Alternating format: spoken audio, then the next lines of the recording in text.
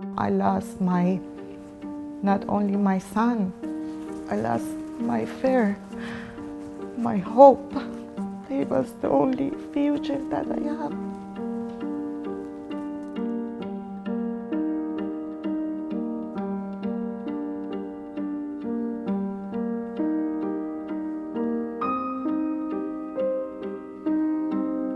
I want to tell people that my friend Shayan, he was a very loving person. Shayan was a son, he was a best friend, he was a boyfriend. This can happen to anyone. Shayan was only my son, only my children, everything I have. Here we have a young kid who's in college who had everything to look forward to, and one interaction with a hate-filled killer shattered his family and took his life.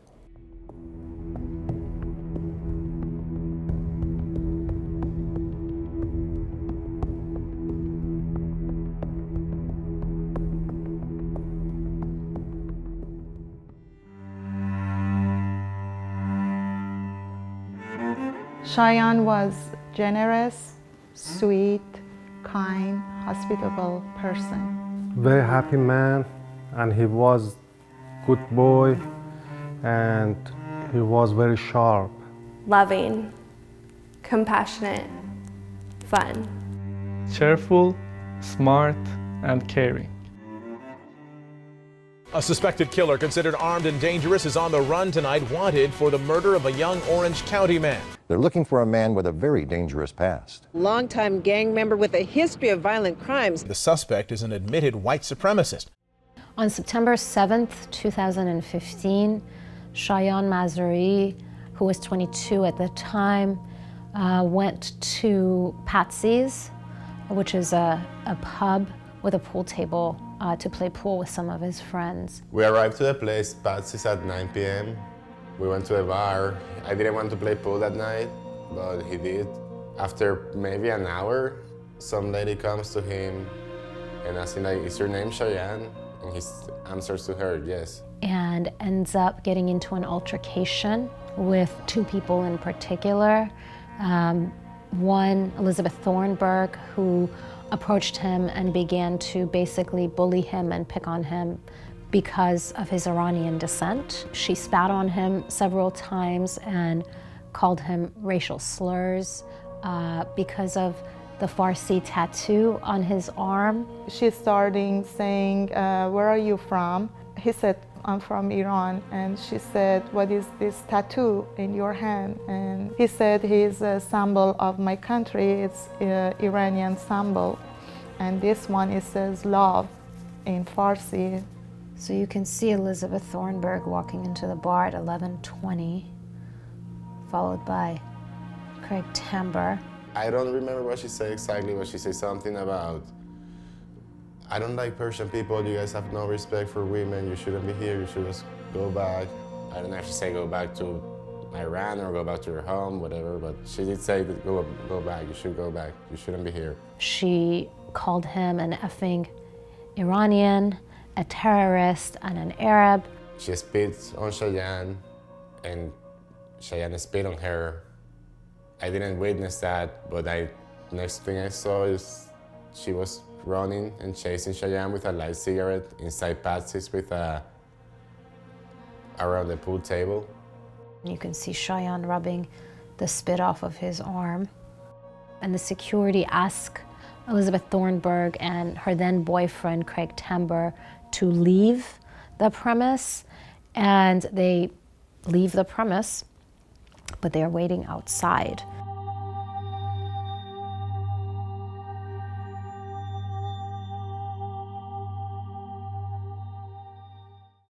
Craig Tamber, he's a known white supremacist gang member of Pen 1, which is public enemy number 1. He had just recently been released from prison for this prior murder, his involvement in this prior murder. Public enemy number 1 is a white supremacist gang.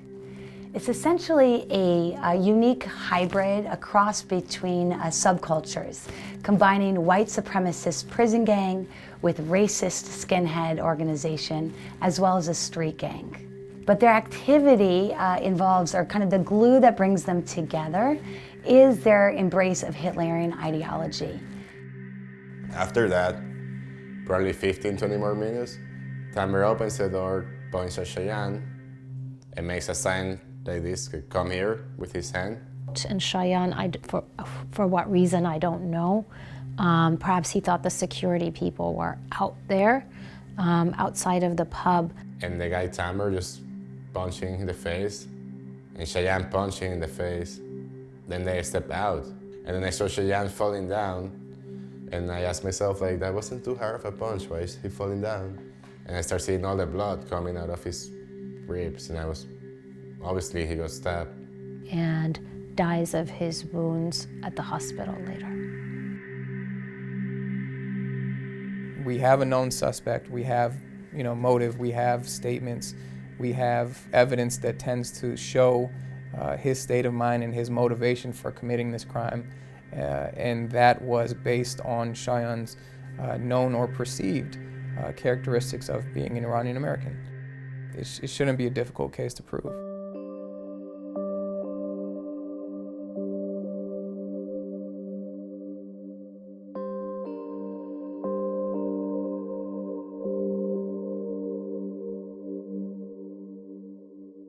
My mom came from the room and I see her face is so red, and I said, what's going on? And my brother was very sad too, and he started saying to me, I think Shayan had a very bad accident and you have to go back, they need you.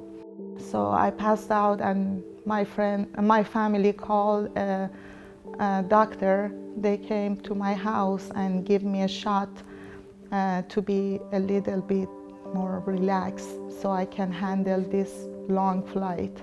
When we get here, I turn on my cell phone and I saw so many messages. I heard the first one, and he said, sorry for your loss, I'm from news or something. And I passed out again. My brother told me, don't worry, because the accident was very bad. They think he died, but he's okay. I find out we're going home. I said, why you don't go to hospital? He said, it's not time. Let's get home first. And then by the time I get home, I saw their faces. I found out what happened. And I don't believe that. I couldn't feel anything that moment, just pain. I lost not only my son, I lost my fear, my hope. He was the only future that I have. It was 2 a.m. Oklahoma time when it happened. I had received a phone call, and it was his friend, and she said, have you heard what happened? And she's just sobbing. I was like, no. And she says, Shayan's been stabbed. I could never imagine the news that I'd get later on. I was at home with one of my other friends, and one of the friends I met through Shayan. And his brother called him, and he said that, yeah, I think this happened to Shayan. And at that point, none of us believed it. They said he got in a fight, but that was totally out of imagination, because I knew Shayan was not the guy who would get in a fight just because he was such a cheerful and nice guy. Like, if anything, everyone wants to buy him a drink or something. It was a shock. It is still a shock. I cannot still believe that he's gone. He's naturally just like so reserved and laid back and so chill. He's not one to get into altercations like that. After 5 days on the run, deputies arrested him at this Motel 6 in Westminster. After a week happened, they catch him finally, and they came to my house, and they asked me if we want to see the video. We went, everybody, me and my husband and my brother went to sheriff department and saw the video, and finally we find out what happened. That moment, I just want to kill myself because I didn't have any hope anymore.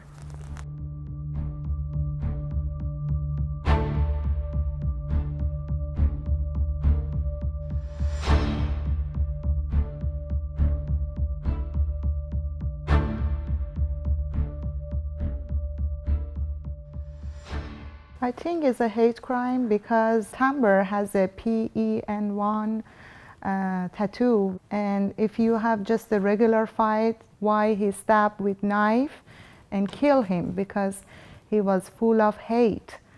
And also his girlfriend, he called him a lot names and racist names. She targeted my son as the terrorist or as the racist. It wasn't just a regular fight, it was a hate crime. You can't ignore that the incident started with that.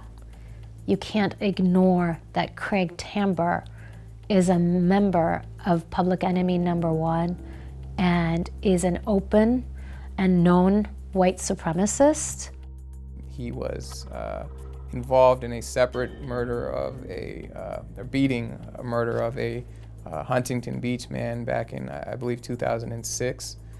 He went to trial for that case, and because of some juror misconduct, there was a mistrial declared, and rather than going through trial again, Mr. Tamber decided to plead guilty to voluntary manslaughter and was sentenced to 13 years in prison.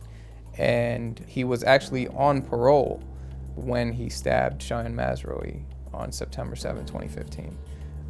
When people tell you they don't like you because of who you are, because of your status, your nationality, your religion, your ethnicity, your race, or what have you, when people join gangs whose mission is solely based on white supremacy, and when those people end up attacking you and killing you or a member of your community, you have to believe them. You have to believe that those actions come from the values that they hold.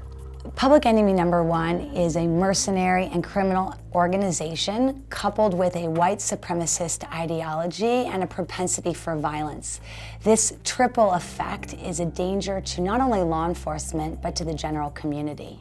This is an organization that whose members use drugs as well as distribute drugs, and they're heavily involved in that drug-running subculture. As a result, like any drug-running subculture, their activities and their behavior is oftentimes erratic and explosive in nature.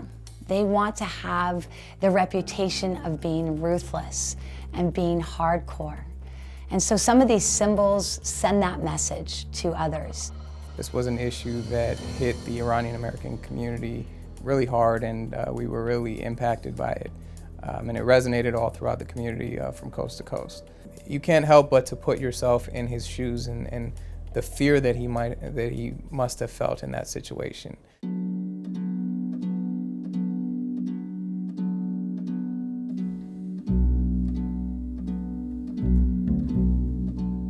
We decided to come over there and for Shayan to give him better opportunity of life, and also for us to having better life, make him to be more successful. Actually, we start again with nothing. Start to work at the gas station. After a year and a half, we start opening the car lot about the used car dealership. I started doing business for myself. He was very sharp when he was a kid. Talking to anybody, very fast connect to everybody, you know. Because we was very young, we have the Shayan. He grew up with us. Actually, we grew up together. We really liked traveling. And we have the best time in the traveling. Anytime we was together, he's doing something, we laughing, you know. We was very happy with him.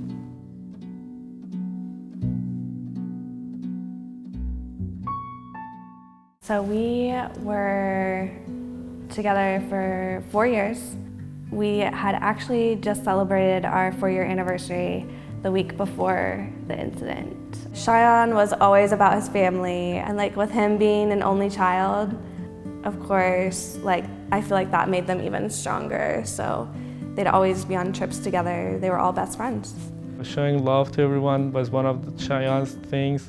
He believed that most people want to be loved, but they never want to show love. So he was the one who was trying to actually show love to everyone without expecting anything in return. And that's what his tattoo was about too. It was saying love, and it was something very peaceful.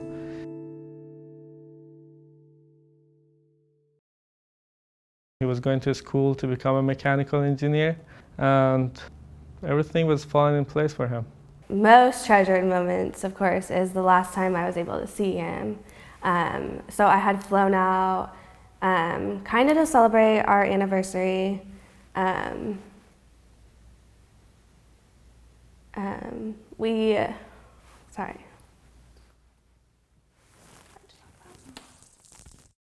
It's been hard. Losing someone that you think you're going to spend the rest of your life with is heartbreaking.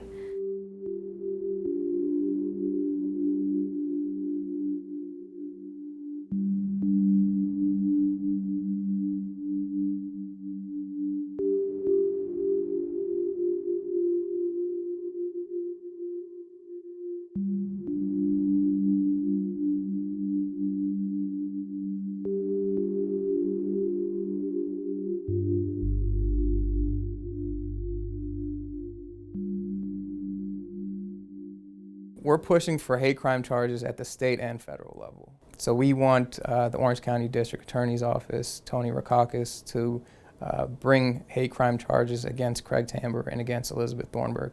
With regards to Elizabeth Thornburg, I'm baffled as to why she hasn't been charged with anything. She is the instigator of the whole incident. She is the one who started picking on Shayan and calling him names. Setting aside the hate crime for a minute, this is someone who helped a killer flee from a crime scene. So the evidence that is there is pretty strong. And I'm going to say this because I think it's important to always think about how would things have turned out if the situation was different.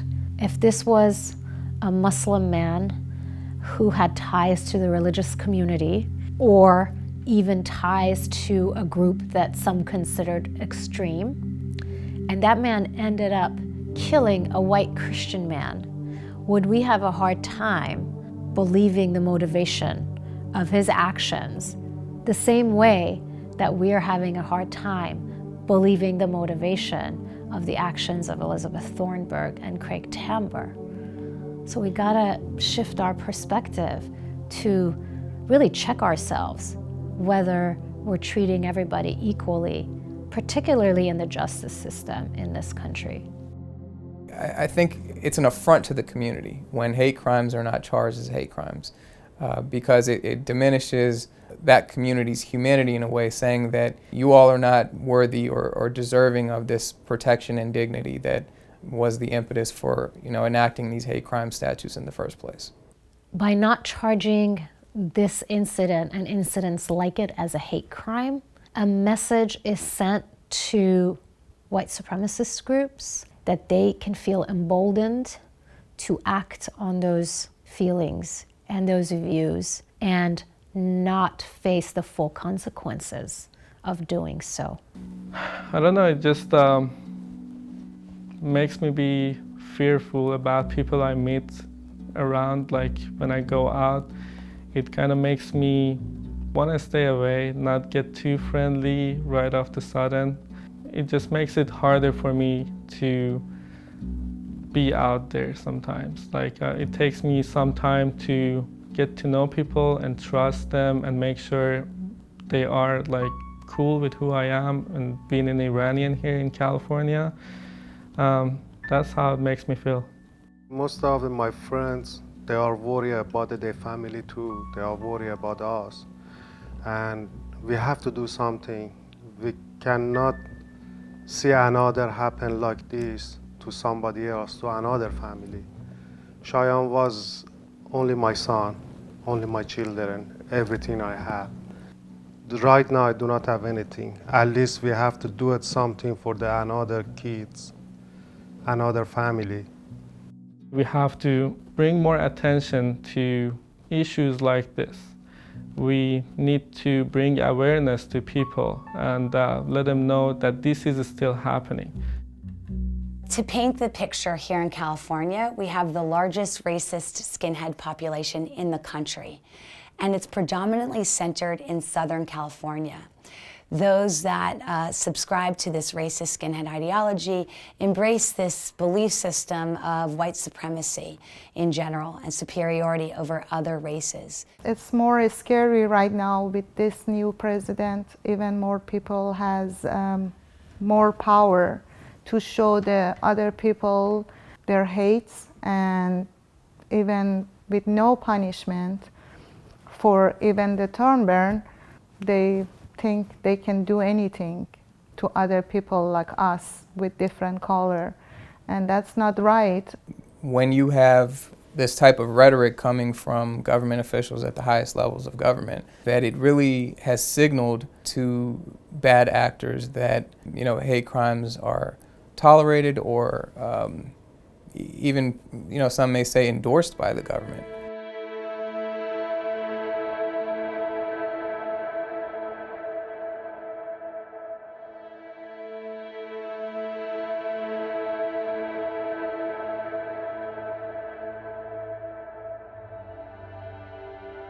This is staggering. And so we are seeing the floodgates open across our country as white supremacists and extremists in general feel more emboldened. They are no longer hiding behind these masks. They're no longer shielding their faces. But as Charlottesville showed us, these are individuals who proved to the world who they were. And they were proud, they were bold, and certainly marked in our history a time where there's definitely a shift on how white supremacists are willing to be portrayed. And I think it signifies that racism and discrimination and hate crimes is not a Black issue, it's not a immigrant issue, it's not a Latino issue or a Muslim issue. I think it's an illness that's plaguing American society, and we have to deal with it head on. And there's no such thing as immunity from it. What's next is a lot of advocacy and grassroots advocacy from the community. And, you know, we're going to let the legal case play out in the court of law. But, you know, Elizabeth Thornburg has to be held accountable for her involvement in the killing of Shayan Mazroei. Period. My most anger is come from Elizabeth Thornburg, that he tortured my son a lot. She was spit on a young boy for nothing. And I think they just decided that night that he was the one that they wanted to harm. They accept you as a citizen.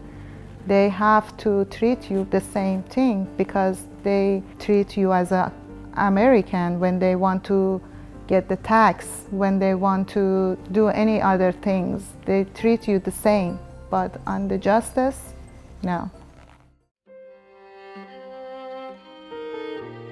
And once the people remember him as it was, he always was happy, he always was enjoying his life. His life was short, but he was happy.